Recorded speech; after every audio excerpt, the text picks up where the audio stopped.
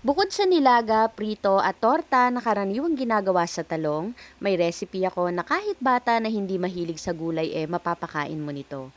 Crispy, meaty at healthy na eggplant recipe. Masarap at madaling gawin. Gusto mo rin ba?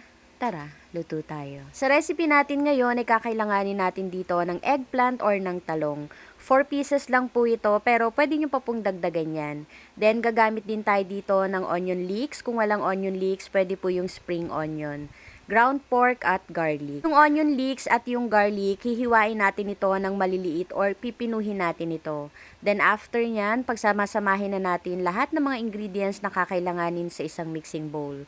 Timplahan na rin natin ito ng mga pampalasa at yung complete recipe po ng aking niluluto ay nasa dulo ng aking video. Naglagay din po pala ako dito ng seasoning granules pero yan po ay optional lang. Haluin lang natin ito ng mabuti then set aside. At bago nga natin hiwain yung talong, gagawa muna tayo dito ng butter mixture.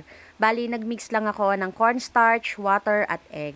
Ito yung gagamitin natin na pang-coat dito sa eggplant bago natin ito lutuin. At yung 4 na piraso pala ng eggplant, marami na tayong magagawa dyan kasi hihiwain natin ito ng maninipis. At para mahiwa nga natin ito ng maninipis, gagamit ako ng peeler.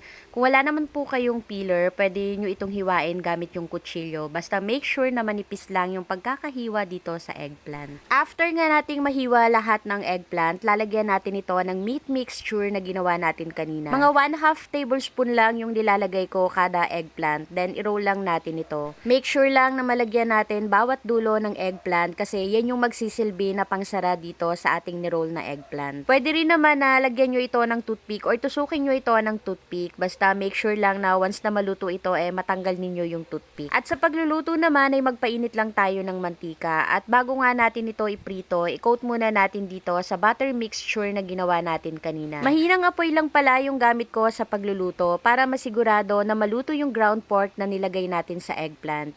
At pagka nag-brown na nga yung kabilang side, baliktarin lang natin ito para maluto naman yung kabila. At sa sausawan naman, nasa sa inyo na po kung ano ang gusto ninyo, pero ang sarap netong i-partner sa toyo mansi na may sili. Gusto mo rin ba? Tara, kain tayo.